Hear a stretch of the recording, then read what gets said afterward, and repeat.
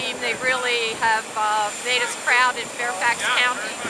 We've been watching the media every day, have an extraordinarily well-trained USAR team, and they really showed their stuff. It's great to have them home.